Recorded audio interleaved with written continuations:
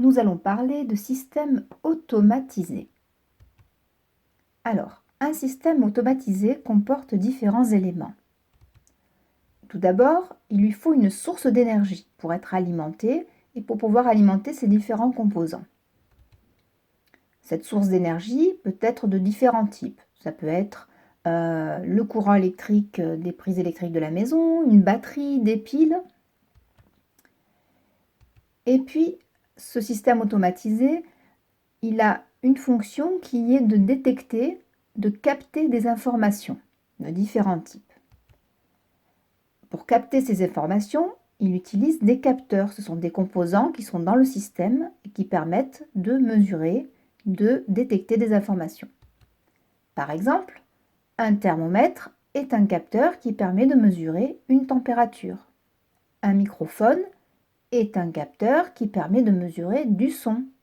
Une balance est un capteur qui permet de mesurer un poids ou une masse. En plus de ces capteurs et de cette détection d'informations, le système automatisé va faire des actions. Et pour faire ces actions, il va utiliser des actionneurs. Par exemple, l'actionneur moteur permet de faire une action de type mouvement. L'actionneur haut-parleur va permettre de diffuser du son. L'actionneur LED ou lampe permet de diffuser de la lumière.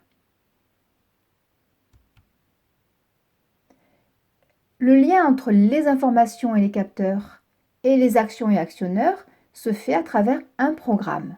Tous ceux qui étaient en classe l'année dernière et qui ont fait le projet Timio avec moi ont pu programmer le robot Timio et associer des capteurs et des actionneurs pour que le robot ait le comportement que l'on souhaitait. Par exemple, si on prend le système automatisé détecteur de fumée que vous avez peut-être à la maison au plafond. Donc ce détecteur, l'objectif, c'est qu'il diffuse une alarme sonore très forte et que le voyant rouge s'éclaire s'il y a de la fumée dans la pièce. Ce détecteur, il a donc une fonction de détection qui est de mesurer s'il y a de la fumée dans la pièce, et puis il peut faire deux actions, diffuser une alarme sonore, un son, ou éclairer le voyant rouge. Donc notre système, il va détecter la présence de fumée et il peut agir en diffusant de la lumière et en diffusant du son. Il est alimenté par des piles ou des batteries rechargeables. Et le programme qu'il contient permet d'associer donc les informations et les actions. Donc s'il y a de la fumée, alors un son est diffusé et une lumière rouge s'allume.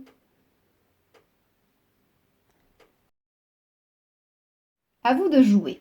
Comme pour le détecteur de fumée, vous allez réfléchir, analyser le détecteur de porte tel que vous l'imaginez. Donc commencez par vous poser la question des informations que vous souhaitez mesurer, détecter, capter. Donc qu'est-ce que votre détecteur doit détecter? Une fois que vous avez trouvé ces informations, vous pouvez les noter sur la feuille et puis vous poser la question de, à partir de ces informations, qu'est-ce que votre détecteur doit faire? Quelles actions vous souhaitez qu'il fasse?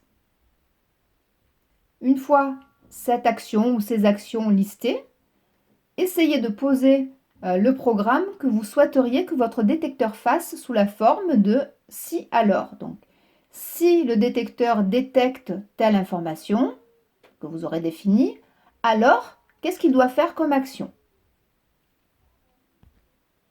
Et vous ferez ensuite la même chose pour le détecteur de chaussures. Quelle information le détecteur doit détecter, capter, mesurer? Et quelles actions ce détecteur de chaussures va devoir faire? Qu'est-ce que vous imaginez comme action? Et enfin, vous traduisez cela sous la forme d'un programme en si alors.